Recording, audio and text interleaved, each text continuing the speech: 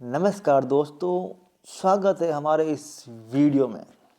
आज हम लेके आए हैं पार्ट 2 यानी चैप्टर नंबर 2 भारतीय संविधान का निर्माण। भारतीय संविधान का निर्माण यानी चैप्टर 1 पहले भी अपलोड कर चुके हैं। आपको वीडियो अच्छा लगे तो वो भी वीडियो ज़रूर देखना है। और हाँ, अभी तक हमारे चैनल को सब्सक्राइब नहीं किया तो सब्सक्राइब कर लें। चलो स्टार्ट करते हैं।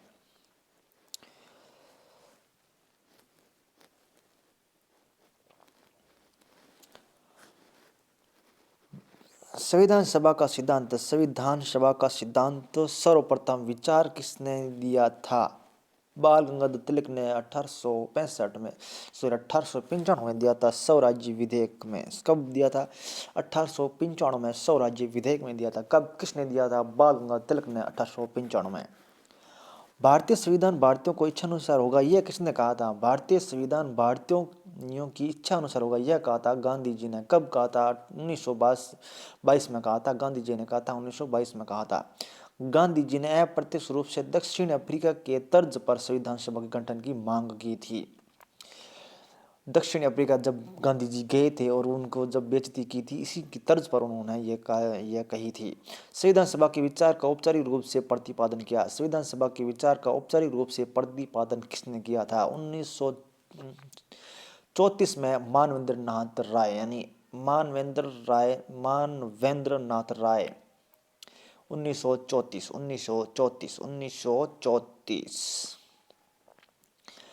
संविधान सभा का प्रतिपादन किसे माना जाता है? मानवेंद्र राय यानी एम.एन. राय। संविधान सभा का सर्वप्रथम विचार देने वाला प्रथम राजनीतिक दल था स्वराज्य दल। किस कांग्रेस अधिवेशन में भारतीय संविधान की प्रत्यक्ष मांग रखी गई? किस कांग्रेस अधिवेशन में भारतीय संविधान की प्रत्यक्ष मांग रखी गई? 1931 के क्रांति अधिवेशन में। 1931 के क्रांति अधिवेशन में किस कांग्रेस अधिवेशन में संविधान सभा की मांग को मूर्त रूप प्रदान किया? किस कांग्रेस अधिवेशन में संविधान सभा की मांग के मूर्त रूप प्रदान किया? 1936 के फैजपुर अधिवेशन में। 1936 के फैजपुर अधिवेशन में किसने कहा कि संविधान का निर्माण वैश्विक मताधिकार के आधार पर चुनी गई संविधान सभा द्वारा किया जाएगा? किसने कहा था कि संविधान का निर्माण जो वैश्विक मताधिकार के आधार पर चुनी गई संविधान सभा द्वारा किया जाएगा? जवाहरलाल नेहरू ने। 1938 में जवाहरलाल नेहरू ने। संविधान सभा का गठन किस आधार पर हुआ? संविधान सभा गठन कैबिनेट मिशन 1946 के आधार पर। नोट: यद्यपि क्रिप्स मिशन ने भारत में संविधान सभा के गठन की बात को स्पष्टता स्वीकार किया गया था, लेकिन इसे व्यवहारिक रूप से कैबिनेट मिशन प्रस्ताव द्वारा जो प्रदान किया गया। स्वराज्य शब्द का सर्वप्रथम मौखिक किसने किया था? शिवाजी मराठा। लिखित किसने किया था? स्वामी दयानंद सरस्वती ने। और हाँ, कांग्रेस के मंच में पहली बार शब्द 1906 में दादा भाई नौरोजी ने। कैबिनेट मिशन का मुख्य उद्देश्य क्या था? संविधान सभा का गठन करना। गौण उद्देश्य भारत का विभाजन। प्रारंभ में संविधान सभा के कुल कितने सदस्य थे? प्रारंभ यानी स्टार्ट में सबसे पहले 389 यानी 389 और प्रांतीय विधानसभाओं से निर्वाचित सदस्य, प्रांतीय विधानमंडलों से निर्वाचित सदस्य 292। कितने? 292, 292। देशी रियासतों से मनोनीत सदस्य थे 93, 93। चीफ कमीशन प्रांतों से निर्वाचित सदस्य थे 4 सदस्य। कितने? 4 सदस्य। कितने? 4 सदस्य। प्रांतों से संविधान सभा के सदस्यों का निर्वाचन किया गया। प्रांतीय विधान परिषद के सदस्यों के अप्रत्यक्ष विधि से। देशी रियासतों से भेजे गए प्रतिनिधि राजा द्वारा मनोनीत। देशी रियासतों से जो भेजे गए प्रतिनिधि राजा द्वारा मनोनीत थे। नोट: संविधान सभा आंशिक रूप से चुनी हुई और आंशिक रूप से मनोनीत थी। चुनी हुई और मनोनीत थी। संविधान सभा के सदस्यों का चुनाव कब हुआ था? जुलाई 1946, जुलाई 1946, जुलाई 1946। संविधान सभा के सदस्य हेतु चुनाव किस आधार पर लड़े गए? दलीय आधार पर। दलीय आधार पर अलग अलग दल से लड़े गए थे। संविधान सभा के चुनाव हेतु प्रत्येक प्रांत की सीट को कितने समुदाय में उनकी संख्या के अनुपात में बांटा, यानी अलग अलग बांट दिया था। मुसलमानों को अलग, सिख में अलग, सामान्य यानी सब में, जैसे हिंदू में अलग। 4 चीफ कमीशन क्षेत्र थे, कौन से थे? ए बी सी डी, 4 थे। कौन कौन से 4 थे? 4 थे अजमेर मेरवाड़ा, अजमेर मेरवाड़ा यानी ए, बलूचिस्तान यानी बी, कुर्ग यानी सी, दिल्ली यानी डी। अजमेर मेरवाड़ा बलूचिस्तान कुर्ग दिल्ली, अजमेर मेरवाड़ा बलूचिस्तान कुर्ग और दिल्ली। जुलाई 1946 में संविधान सभा के गठन हेतु कितनी सीटों के लिए चुनाव हुए? 296 सीट यानी 292 प्लस 4, 292 प्लस 4 यानी 296 सीट। देशी रियासतों से 13 सदस्य मनोनीत किए गए। देशी रियासत से कितने? 13 किए गए थे देशी रियासत से। और हाँ, जुलाई 1946 में संविधान सभा के गठन के लिए हुए चुनावों के परिणाम किसको कितनी सीट मिली? कांग्रेस को 208 मिली थी, मुस्लिम को 73 मिली थी, 73, और निर्दलीय को मिली थी 9। निर्दलीय को कितनी मिली थी? 9।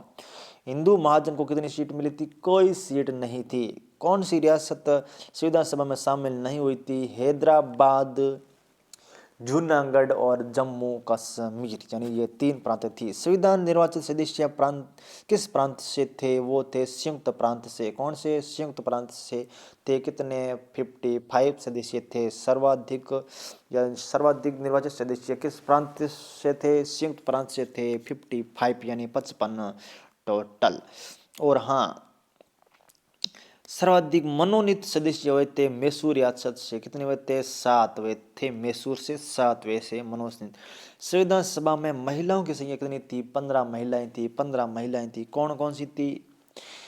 विजय लक्ष्मी पंडित, राजकुमारी अमृत कौर, सुचेता कृपलानी और सरोजिनी नायडू, हंसा मेहता और लीला राय और दुर्गाबाई, पूर्णिमा बनर्जी, अम्बू स्वामीनाथन, एनी मस्करीनी, बेगम एजाज रसूल और दक्षयानी वेलायुधन और मालती चौधरी, रेणुका राय और कमला चौधरी। संविधान सभा में राजस्थान से कितने प्रतिनिधि थे? 12। राजस्थान से कितने थे? 12। भारत विभाजन की योजना 3 जून 1947 के पश्चात संविधान सभा के जो सदस्यों की संख्या थी 324 ही थी। कितनी? 324, ओनली 324। 31 अक्टूबर 1947 को पुनर्गठन के पश्चात बाद में सीटें कितनी थी? 299 यानी 299। उसमें से 229 तो प्रांत से और 70 थी देशी रियासत से। प्रत्यक्ष कार्रवाई दिवस मनाया गया। प्रत्यक्ष कार्रवाई दिवस मनाया गया था 16 अगस्त 1946 को। नोट: चुनाव परिणामों में अपने अल्पमत को देखकर मुस्लिम लीग ने संविधान सभा का बहिष्कार किया तथा सुनियोजित तरीके से सांप्रदायिक दंगे भड़काए। आजादी के समय भारत में कुल कितनी रियासतें थी? 562 रियासतें थी आजादी के समय। आजादी के समय कितनी रियासत भारत में शामिल नहीं थी? 3, जम्मू कश्मीर, जूनागढ़ और हैदराबाद। जम्मू कश्मीर का विलय किस प्रकार हुआ था? विलय पत्र के आधार पर। और हाँ, हैदराबाद का जो भारत में विलय किस प्रकार हुआ था? ऑपरेशन पोलो द्वारा। और जूनागढ़ का हुआ था, जूनागढ़ का किस तरह से हुआ था? जूनागढ़ का हुआ था जनमत संग्रह के आधार पर। और अंतरिम सरकार का गठन कब हुआ था? 2 सितंबर 1946 को। मुस्लिम लीग शामिल नहीं हुई। अंतरिम सरकार में कुल कितने सदस्य शामिल थे? 14 सदस्य थे। उसमें से कांग्रेस के 6, लीग के 5 और ईसाई, फारसी और सिख के सभी के एक थे। मुस्लिम लीग अंतरिम सरकार में कब शामिल हुई? 26 अक्टूबर 1946 को। 26 अक्टूबर 1946 को लियाकत अली के नेतृत्व में लिंग ने शपथ ली। लियाकत अली के नेतृत्व में लिंग ने शपथ ली थी। चलो नेक्स्ट है कि अंतरिम सरकार में शामिल होने के बाद क्या मुस्लिम लीग संविधान में भी शामिल हुई? नहीं हुई थी। अंतरिम सरकार के उपाध्यक्ष कौन थे? जवाहरलाल नेहरू थे। संविधान सभा में अम्बेडकर कहाँ से निर्वाचन लड़े थे? कहाँ से लड़े थे? बंगाल से लड़े थे। और हाँ, अम्बेडकर विभाजन के बाद मुंबई से निर्वाचन लड़े हुए थे, मतलब वहां से खड़े हुए थे। संविधान सभा के अस्थायी अध्यक्ष सच्चिदानंद सिन्हा, तो स्थायी राजेंद्र प्रसाद और अस्थायी अध्यक्ष सच्चिदानंद सिन्हा कहाँ से निर्वाचित हुए थे? बिहार से। कहाँ से? बिहार से हुए थे। क्या गांधी जी और जिन्ना संविधान सभा के लिए चुने गए थे? नहीं चुने गए थे। गांधी जी और जिन्ना संविधान के लिए नहीं चुने गए थे। और हाँ अपनी नेक्स्ट बात यह है कि संविधान सभा की प्रथम बैठक कब हुई थी? प्रथम बैठक हुई थी 9 को, दूसरी हुई थी 11 को, तीसरी हुई थी 13 को। यानी संविधान सभा की प्रथम बैठक हुई थी 9 दिसंबर 1946 को, जिसमें 211 सदस्य शामिल हुए। प्रथम बैठक वर्तमान संसद भवन के केंद्रीय कक्ष में आयोजित हुई थी। संविधान सभा की प्रथम बैठक में स्थायी नहीं अस्थायी अध्यक्ष डॉक्टर सच्चिदानंद सिन्हा, और दूसरी बैठक हुई थी 11 दिसंबर 1946 को। और हाँ, दूसरी बैठक में स्थायी अध्यक्ष बनाए गए थे डॉक्टर राजेंद्र प्रसाद को। डॉक्टर राजेंद्र प्रसाद के उपनाम थे बिहार का गांधी, देश रत्न, भारत का आजाद शत्रु। संविधान सभा के उपाध्यक्ष थे H.C. मुखर्जी। उपाध्यक्ष कौन थे? H.C. मुखर्जी। संविधान सभा के संवैधानिक सलाहकार B.N. राव। संवैधानिक सलाहकार B.N. राव। भारतीय सभा की तीसरी बैठक 13 दिसंबर 1946। 13 दिसंबर 1946। 13 दिसंबर 1946 संविधान सभा की तीसरी बैठक में उद्देश्य प्रस्ताव किसने पेश किया था? जवाहरलाल नेहरू ने। अनुच्छेद नंबर 8 में, कुल 8 अनुच्छेद जवाहरलाल नेहरू द्वारा पेश किया गया उद्देश्य प्रस्ताव कब पारित हुआ था? 2 जनवरी यानी 22 जनवरी 1947 को। आगे चलकर उद्देश्य प्रस्ताव ही प्रस्तावना के रूप में परिवर्तित हो गया। उद्देश्य प्रस्ताव या प्रस्तावना को संविधान का परिचय पत्र किसने कहा था? पाल की वाल ने। किसने कहा था? पाल की वाल ने। पाल की वाल ने। संविधान निर्माण के लिए गठित समितियां व उनके अध्यक्ष 13 समितियां थी। प्रारूप समिति के अध्यक्ष भीमराव अम्बेडकर, संचालन समिति के राजेंद्र प्रसाद, संघ समिति के नेहरू, प्रक्रिया नियम समिति के राजेंद्र प्रसाद, संघ संविधान समिति के जवाहरलाल नेहरू, राष्ट्रध्वज समिति तत्व समिति के राजेंद्र प्रसाद, राज्यों के लिए जो समिति थे उसके जवाहरलाल नेहरू, प्रांतीय संविधान समिति के सरदार पटेल, और हाँ, सलाहकार समिति के भी सरदार पटेल, और कार्य संचालन समिति के भी के मुंशी, और तथार्थ समिति के एस वर्धा, और संविधान सभा के कार्य संबंधी समिति के JV मावलंकर।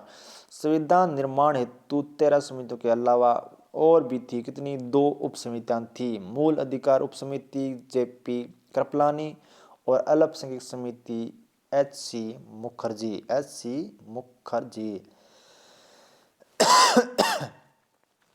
प्रारूप समिति संविधान सभा की सभी समितियों में सबसे ज्यादा महत्वपूर्ण समिति थी प्रारूप समिति महत्वपूर्ण थी। संविधान की प्रारूप समिति का गठन हुआ था 29 अगस्त 1947 को। संविधान की प्रारूप समिति में कुल कितने सदस्य थे? 7। उनमें से 1 अध्यक्ष और 6 सदस्य। प्रारूप समिति के अध्यक्ष कौन थे? डॉक्टर भीमराव अम्बेडकर।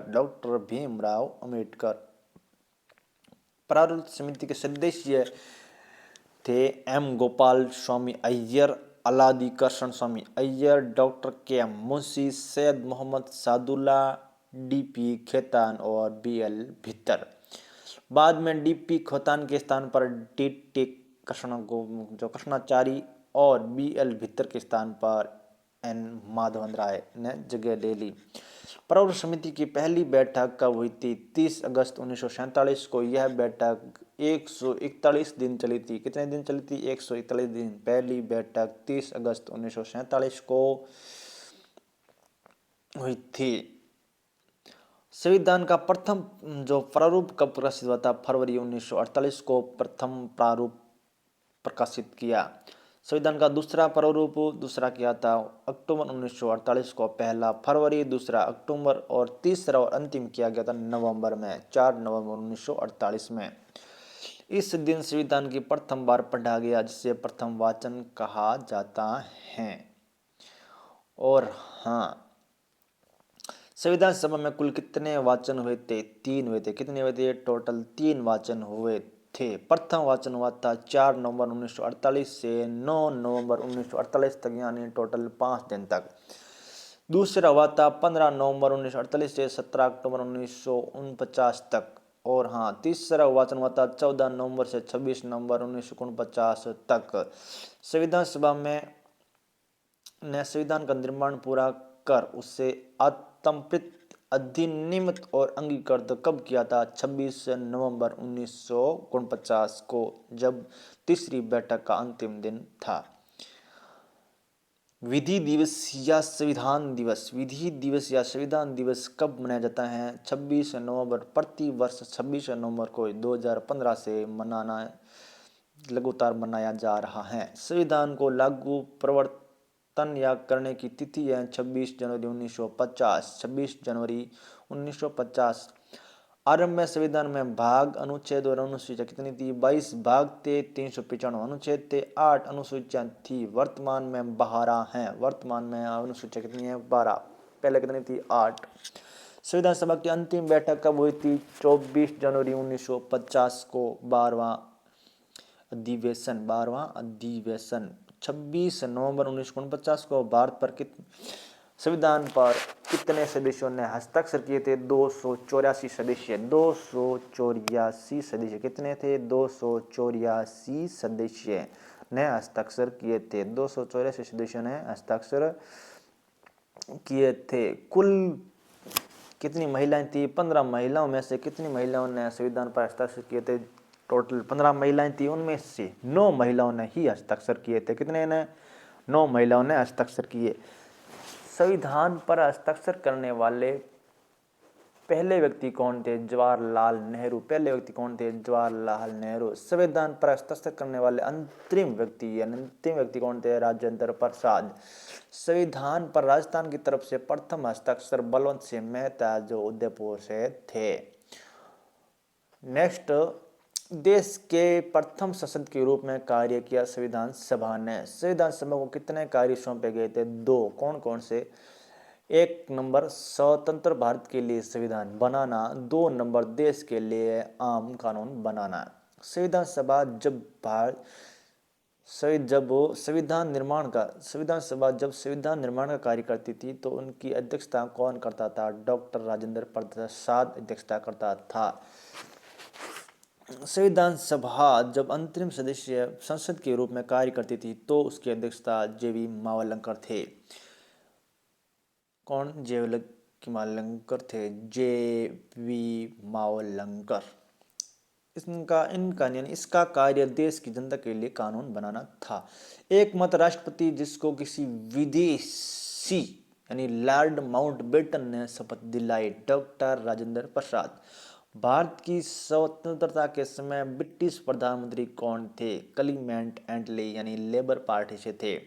भारत की स्वतंत्रता के समय कांग्रेस अध्यक्ष थे जेपी कृपलानी। भारत की स्वतंत्रता के समय भारत के गवर्नर जनरल कौन थे? Lord Mountbatten. आजादी के पश्चात प्रथम कांग्रेस अध्यक्ष पट्टाभी सीतारामैया। अधिवेशन 1948 में जयपुर। स्वतंत्र भारत में प्रथम गवर्नर जनरल कौन था? Lord Mountbatten. स्वतंत्र भारत के प्रथम भारतीय व अंतरिम गवर्नर जनरल राजगोपालाचारी। क्या संपूर्ण संविधान 26 जनवरी 1950 को ही लागू हुआ था? नहीं।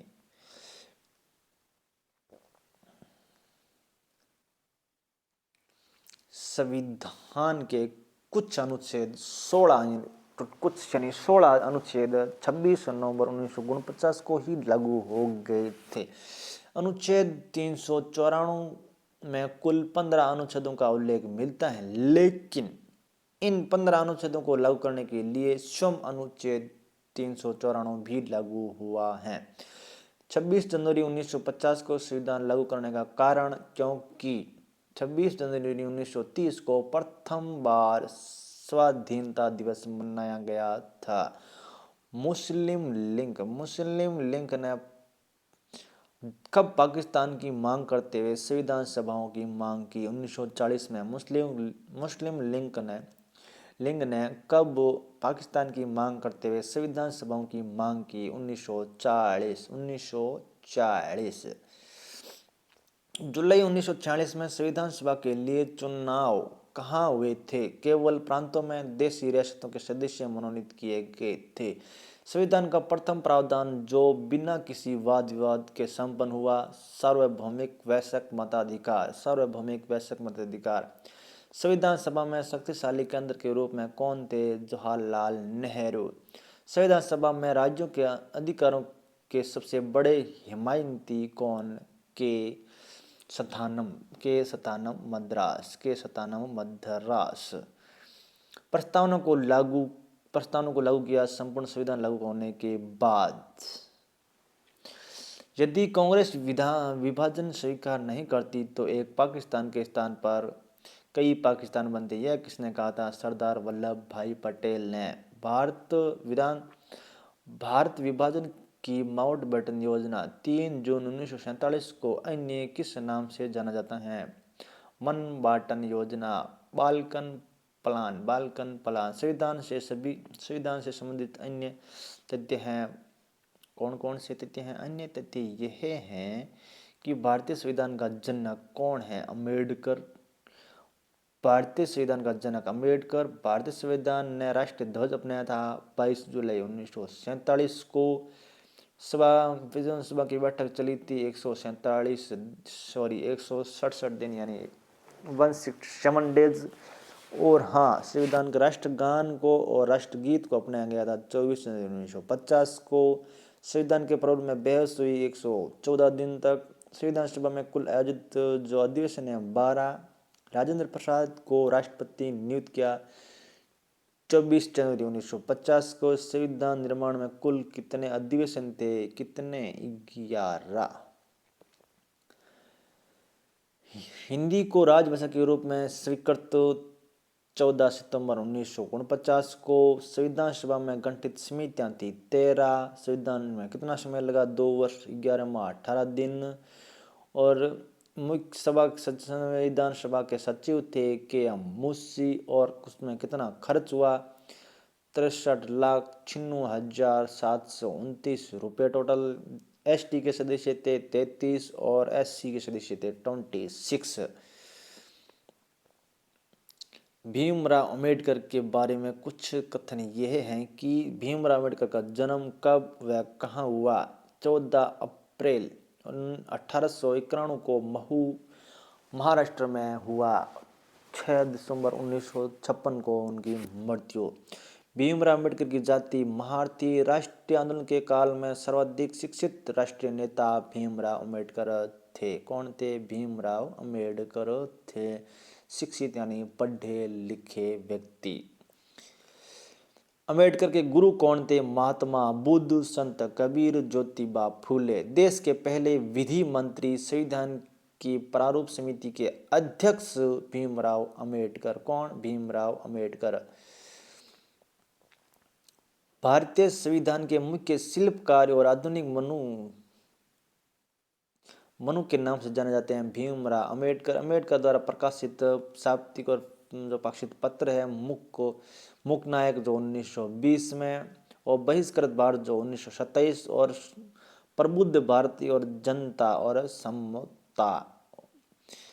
अंबेडकर ने एक पुस्तक की है शूद्र कौन थे? किसको संपर्क की थी? ज्योतिबा फूले को संपर्क की थी। अंबेडकर ने जल सत्याग्रह 1927 में महाड यानी कोलंबा महाराष्ट्र में।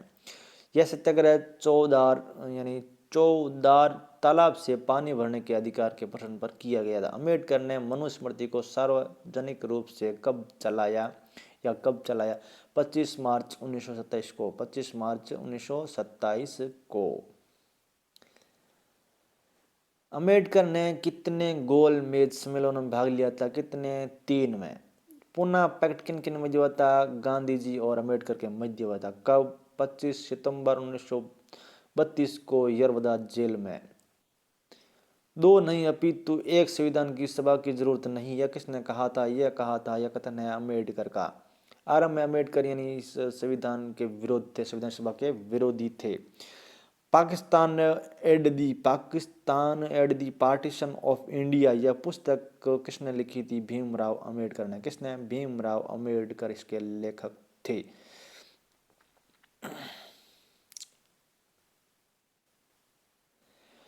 अम्बेडकर ने सितंबर 1949 में किस भाषा को राजभाषा बनाने के लिए संविधान सभा में जो प्रस्तुति की थी? संस्कृत के लिए। अम्बेडकर अपने 3 लाख अनुयायियों के साथ बौद्ध धर्म में दीक्षित हुए। कब? 14 अक्टूबर 1956 में नागपुर में। अम्बेडकर ने स्वतंत्र लेबर पार्टी का गठन किया था 1936 में। अम्बेडकर की अन्य पुस्तकें व लेख जाति के विनाश व the Buddha and his Dhamma the untouchable, ये अन्य पुस्तकें थी। अम्बेडकर ने गांधी जी के नमक सत्याग्रह का भी विरोध किया था। अम्बेडकर ने गांधी जी द्वारा शब्द जो शब्द था, गांधी जी ने एक शब्द कहा था हरिजन, उनकी अम्बेडकर ने आलोचना की थी। अम्बेडकर कांग्रेस और गांधी के कड़े आलोचक थे। उन पर अनुसूचित जातियों के उत्थान के लिए पर्याप्त काम न करने का आरोप लगाते थे। पटेल और नेहरू भी बहुत से मुद्दों पर एक दूसरे के असहमत थे। पटेल जी भी और नेहरू जी भी, जवाहरलाल नेहरू जी भी और सरदार भाई पटेल भी।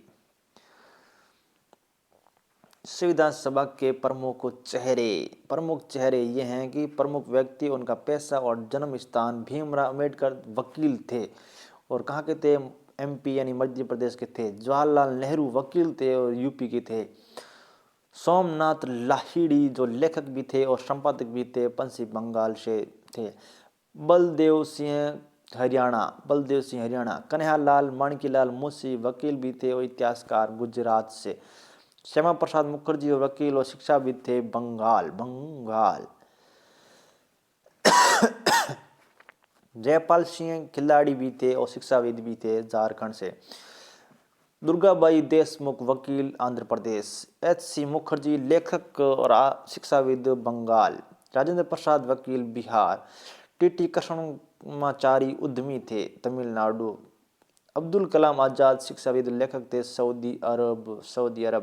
दुर्गाबाई देशमुख आंध्र महिला सभा की संस्थापक और केंद्रीय समाज कल्याण बोर्ड की संस्थापक अध्यक्ष थी। H C. Mukherjee all India Christian council और बंगाल विधानसभा के सदस्य, बाद में बंगाल के राज्यपाल बने। जयपाल सिंह भारतीय हॉकी टीम के पहले कप्तान। जयपाल सिंह आदिवासी जो महासभा के संस्थापक अध्यक्ष और झारखंड पार्टी के संस्थापक भी। राजेंद्र प्रसाद भारत के प्रथम राष्ट्रपति और 3 बार कांग्रेस अध्यक्ष भी चुने गए। टी.टी. कृष्णमाचारी केंद्रीय मंत्रिमंडल में वित्त मंत्री भी थे। अब्दुल कलाम आजाद प्रथम केंद्रीय मंत्रिमंडल में शिक्षा मंत्री। मुस्लिम अलगाववादी राजनीति के विरोधी और धर्मशास्त्र के ज्ञाता व अरबी विद्वान थे। कौन? अब्दुल कलाम जी आजाद। बलदेव सिंह प्रथम केंद्रीय मंत्रिमंडल में रक्षा मंत्री। के.एम. मुंशी प्रथम केंद्रीय मंत्रिमंडल में मंत्री, स्वराज पार्टी के संस्थापक। श्यामा प्रसाद मुखर्जी हिंदू महासभा में सक्रिय, भारतीय जन संघ के संस्थापक। भीमराव अम्बेडकर प्रथम मंत्रिमंडल में कानून मंत्री और रिपब्लिक पार्टी ऑफ इंडिया के संस्थापक। जातिगत भेदभाव के खिलाफ अग्रणी आंदोलनकारी। जवाहरलाल नेहरू भारत के प्रथम प्रधानमंत्री थे और सोमनाथ लाहिड़ी भारतीय कम्युनिस्ट पार्टी के नेता और पश्चिम बंगाल विधानसभा के सदस्य भी। 15 अगस्त 1947 हो के मध्य रात्रि को संविधान सभा में जवाहरलाल नेहरू द्वारा दिए गए भाषण के कुछ अंश हैं कि वर्षा पहले हमने नियम नीति के साथ साक्षात्कार किया था और अब वक्त आ गया है कि हम अपने वायदे पर अमल करें। घड़ियां जब ठीक मध्यरात्रि का घंटा बजेगी तब सारी दुनिया सोती होगी, तब भारत एक नए जीवन की शुरुआत करेगा। आज़ादी के जन्म से पूर्व हमने पूरी प्रसव पीड़ा झेली। यह भविष्य बहुत आराम करने में सुल्तान का नहीं बल्कि उन वायदों को पूरा करने के लिए निरंतर प्रयास करने का है जो हमने अवसर दिए हैं। हमारे युग के महानतम आदमी की कामना हर आंखों से आंसू पोंछने की है। थैंक यू दोस्तों। अगर हमारा वीडियो अच्छा लगे तो लाइक करें और कमेंट करके जरूर बताएं वीडियो कैसा लगा। और हाँ, अभी तक हमारे चैनल को सब्सक्राइब नहीं किया तो प्लीज़ सब्सक्राइब कर लें।